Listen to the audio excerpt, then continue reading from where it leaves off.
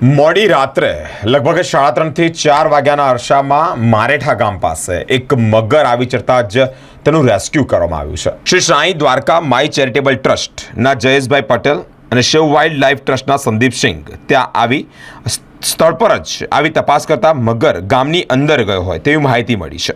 મિત્રો, સૌ લોકો ભેગા થયા છે. 11.5 થી 12 ફૂટના આ મગરનું એક ટીમ વર્ક કરી અને ભારે જહેમત બાદ રેસ્ક્યુ કરવામાં આવ્યું છે. રેસ્ક્યુ કર્યા બાદ વન વિભાગના જિગ્નેશભાઈને સાથે રાખીને રેસ્ક્યુ કરવામાં આવ્યું છે. સાથે જ સલામત રીતે વન વિભાગને સુપ્રત કરી દેવામાં આવ્યું છે.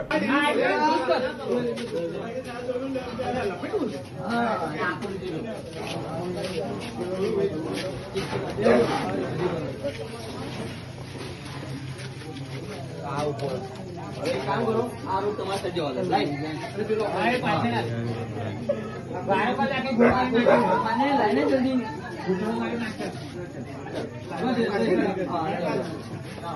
मेरे वाला पैसे भेजो ना रुको पब्लिक बधी बाहर जाता रहो तो गाड़ी से लो બધા આખું હાથું નાખીને છૂટછૂટ કર દે. હવે કહું તારા બધાને પાછળ આગળ રોમાટેથી ફીટ હજો ચાલુ છે ઉપર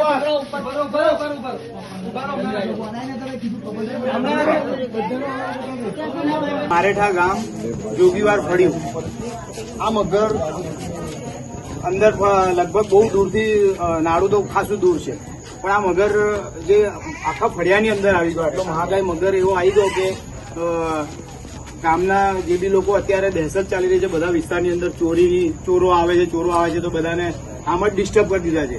એ લોકો જાગરણો કરી રહ્યા છે અને એ જ જાગરણ દરમિયાન આ એક મગર મહાકાય આ જોગીવાર ફળિયામાં આવી ગયો અને લોકો ડરી ગયા આટલા મોટા મગરને જોઈને. તો અમારી સંસ્થાઓ છે, જેવી રીતે લાસ્ટ ટાઈમ અમે લક્ષ્મી વિલાસ પેલેસમાં અમે મગર રેસ્ક્યુ કર્યો અમારી ટીમો સાથે, જેવી રીતે સંદીપભાઈ અને સંદીપભાઈની સંસ્થાનું નામ સંદીપભાઈ, મારી સંસ્થા નામ છે શિવ વાઇલ્ડ ટ્રસ્ટ.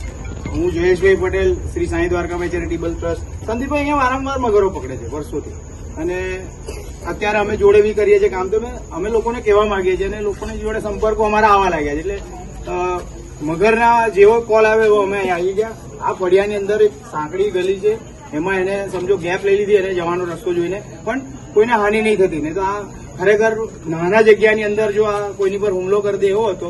એટલે ફરીવાર પાછું અમે લોકોને કહેવા માંગીએ છીએ કે વડોદરા શહેરની અંદર પાણી ફરી હમણાં ભરાઈ ગયું હતું અને પાણી ઉતરવા માંડ્યા છે. એટલે આ મગરો કંઈ ને કંઈ આવી ગયા છે. એ પાણી સુકાઈ જવાના કારણે પાછા પાણીમાં જવા માટે રસ્તો શોધતા હોય છે અને અટવાઈ જતા હોય છે. અને આ કૂતરાઓ એમની પાછળ લાગી જાય છે, એટલે થોડા સેફ માટે એ લોકો કશે ઘૂસી જાય છે. પણ ખરેખર આટલો મોટો મગર આવી જાય એટલે ડરી જાય બધા જ લોકો. એટલે મગર કશું કરતા નથી.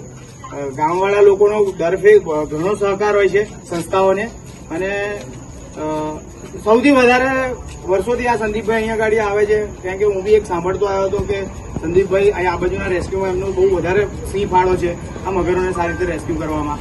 અને આજે અમે જોડે મળીને જે સંસ્થાઓ કરીએ છીએ કે ભાઈ અમે આવ્યા ઘટના સ્થળે, એમને ફોન આવ્યો, મને ફોન આવ્યો, અમારી બેવ ટીમોના અમારા ફાઇટરો છે જે લોકો સારી રીતે આ મગરને અમે લોકો કોર્ડિનેશન, સંદીપભાઈને મારા માર્ગદર્શનમાં કોર્ડિનેશન કરી આટલા મહાકાય મગરને સારી રીતે રેસ્ક્યુ કર્યો છે. અને આ ગામના લોકોને, મારેઠા ગામના લોકોને એક ભયનો માહોલ દૂર થયો.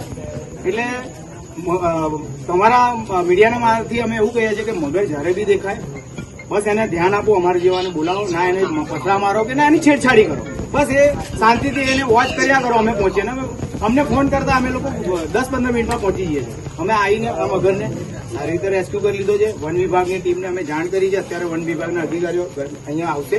આ મગરને આપણે સારી રીતે એમને સોંપી દઈશું. અને દરેક જગ્યા પર મગર કદાચ આવી રીતે નીકળતા હોય તો બસ અમારી જેવી સંસ્થાઓના સંપર્ક કરો. સંદીપભાઈ, આપનો નંબર શું છે? 9979995591. આ મારી સંસ્થાનો નંબર છે. તમે કોઈ બી ટાઈમ 24/7 કરી શકો છો. અમારી ટીમ અવેલેબલ છે. આવી રીતે ઘણી એનજીઓ છે જે કામગીરી છે. એવું નહીં કે અમારી જ એનજીઓ, આજુબાજુ તમારા વિસ્તારમાં જે એનજીઓ હોય, જેનું એનજીઓ હોય એમને તમે કોન્ટેક્ટ કરો કે આઈને સહી સલામત રેસ્ક્યુ કરે. ખાલી તમારે એક વસ્તુ નોટિસ કરવાની, મગર આવે તમારા એરિયામાં આવે તો તમારે શું કરવાનું કે મગરને છેડવાનું નહીં. મગરને જાય છે ખાલી એનું ધ્યાન રાખવાનું.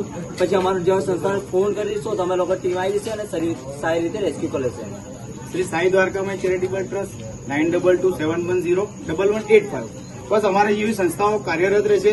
આપ લોકો જુઓ છો અમે ખરેખર આ જીવ પ્રત્યે બહુ અમને પ્રેમ છે. એવી રીતે તમે લોકો બી આને રેસ્ક્યુ કરવા પ્રત્યે જે ગામના લોકો હવે ધ્યાન આપવા લાગ્યા છે તે પહેલા ગભરાઈ જતા હતા, પણ અમે તમને આવીને માર્ગદર્શન બી આપીએ છીએ કે મગરો નીકળી જાય છે તો ગભરાશો નહીં, બસ એને સાચવો કે કઈ કશું નહીં કરે.